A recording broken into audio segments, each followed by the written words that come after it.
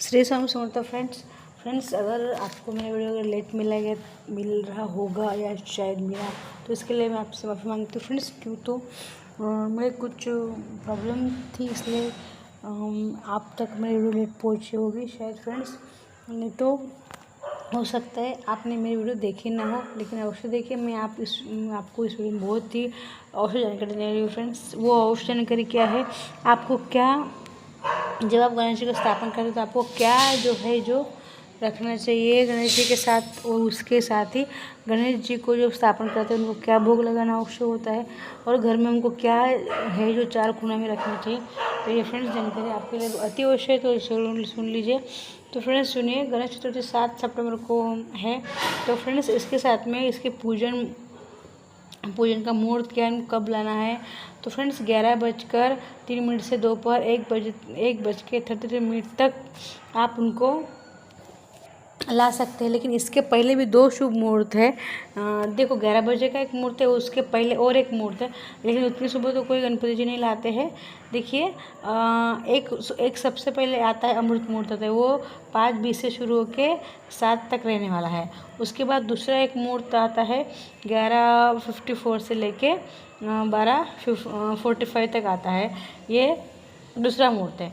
फिर तीसरा मुहूर्त आता है 2:23 से लेके 3:13 तक, ये मुहूर्त है।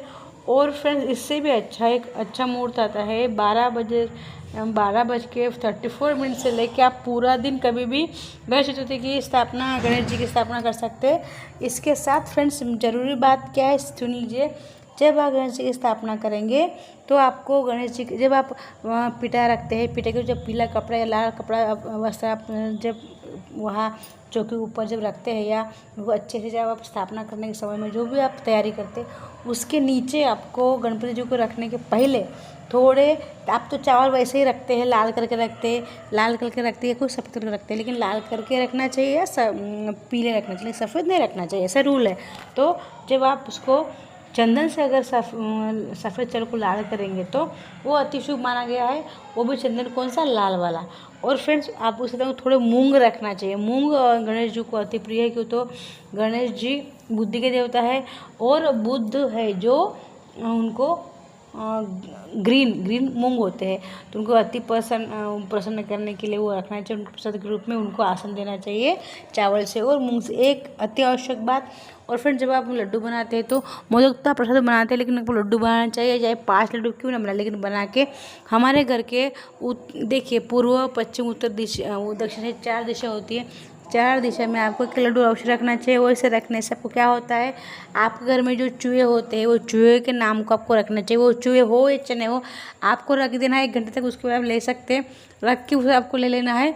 लेकिन ऐसा रखने से फ्रेंड्स क्या होता है, हमारे घर में चूहे नहीं आते हैं, ये एक कंफर्म बात है जो शास्त्र में लिखी है, जो मुझे पंडित जी ने जानकारी दी, वही जानकारी जो ग्रंथ में लिखा है वही मैं आपको बता रही हूँ। तो फ्रेंड्स ये हो गया। उसके बाद आपको क्या करना है, देखिए आपको गणेश जी जब लाते हैं तो आप गणेश जी कौन से लाते हैं, तो फ्रेंड्स आप ऐसे कहा गया है हमारे शास्त्रों में, जब आप गणेश जी लाते हैं उनके सामने अगर आपको चूहा जो उनका वाहन है वो अवश्य होना चाहिए। उसके साथ में ही गणपति जी के बाजू में हाथी होना चाहिए। अगर हाथी नहीं है तो आप अलग से भी ला के रख सकते हैं 2 हाथी, और वो हाथी आप 1 साल तक अपने घर में रख सकते हैं, हमेशा भी रख सकते हैं। उसके साथ ही गणपति जब अगर बैठते हो बहुत अच्छे और पढ़ रहे हो तो बहुत अच्छे, लेकिन खड़े गणपति लाने का शास्त्र में नहीं लिखा गया है। जो मुझे जानकारी मुझे मैं वही आपको बता रही हूँ फ्रेंड्स। तो जो सबसे पहली बात आपको पता है गणेश चतुर्थी का महत्व क्या है। महत्व ये है फ्रेंड्स, इस दिन गणेश चतुर्थी के दिन गणेश जी का जन्म हुआ था, इसलिए उनके जन्म दिवस के तौर पर मनाई जाती है फ्रेंड्स। भाद्रपदा चतुर्थी ये तो 6 को शुरू होने वाली है, 6 को शुरू होगी और 7 तारीख को 6:36 तक रहेगी। तो उसके पहले आप स्थापना अवश्य कर लीजिए। ये शनिवार को पड़ने वाली है। विघ्नहर्ता गणेश जी आ रहे हैं, उनको 7 सितंबर को आप घर में उसका स्वागत कीजिए, अच्छे से उनको लाइए घर में, साज श्रृंगार कीजिए गणेश जी का।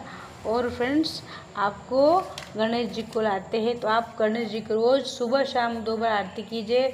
गणेश जी को भोग प्रसाद में लड्डू या मोदक दोनों में से कोई भी का आप उनको धरा सकते हैं भोग में। उसके बाद पश्चात गणेश जी को आप 2 बार आरती कीजिए। आरती करने के साथ ही उनको जो आप थाल धराते वो सब में बांटिए। आस पड़ोस में अगर आप घर में कोई आया है आरती तो सबको दीजिए, और उनको देने के बाद उनके साथ में आरती कीजिए। कर्पूर की आरती, उसके बाद कर्पूर की आरती कीजिए पूरे परिवार के साथ में। करने के साथ ही जब लास्ट में गणेश जी का विसर्जन आप करते हैं, चाहे आप 2 दिन बिठाते हैं, 3 दिन बिठाते हैं, या 5 दिन या 7 दिन या 10 दिन, तो लास्ट में आप किसी को भी, जो आपके घर के आजू बाजू के लोग हैं उनको, और कोई होगा आपका रिलेशन में या आस पड़ोस में और कोई भी रिलेशन वाले होंगे आपके, उन सबको बुला के कुछ भी आप, चाहे खिचड़ी जो आपके आप बना सकते हो, प्रसाद ज़रूर बांटिए। चाहे आप उनको खाने को नहीं बुला सकते तो कोई बात नहीं, लेकिन थोड़ा प्रसाद आप किसी भी रूप में उनको दे सकते हैं। चाहे खिचड़ी दीजिए, चाहे कुछ स्वीट दीजिए, या कुछ भी दीजिए, लेकिन अवश्य बांटिए। जब वो जाते हैं तो सबको बुलाइए और प्रसाद अवश्य बांटिए। और फ्रेंड्स, उसके बाद मैं आपको 10 दिन के 10 उपाय बताऊंगी, अवश्य कीजिए। और एक विशेष बात फ्रेंड्स, गणपति जी को जब आप घर में लाते हैं तो उनका जो आँख में पट्टी बांध के लाना चाहिए, और जो व्यक्ति वो गणपति जी को लाता है उनके आरती उतरना चाहिए, उसके बाद उसको अंदर प्रवेश करना चाहिए।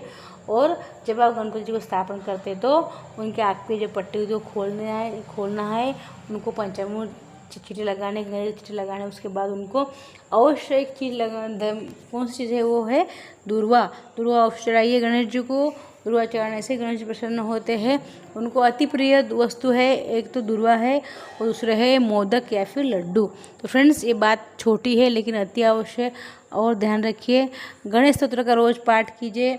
आप चाहे तो गणेश जी का 1000 नाम पाठ कर सकते हैं, गणेश का, या फिर गणेश स्तोत्र का, या फिर उनके गणेश जी के नामावली आते हैं सहस्रनामावली, उसका भी पाठ कर सकते हैं। फ्रेंड्स, जानकारी अगर आपको अच्छी लगे, आपको लगे कोई नई जानकारी है, कुछ भी आपको लगे आपके काम के, तो अवश्य ही सब्सक्राइब करें, शेयर करें। फ्रेंड्स, अच्छाई बांटने से ही बढ़ती है, तो अवश्य कीजिए। फ्रेंड्स, श्री स्वामी समर्थ।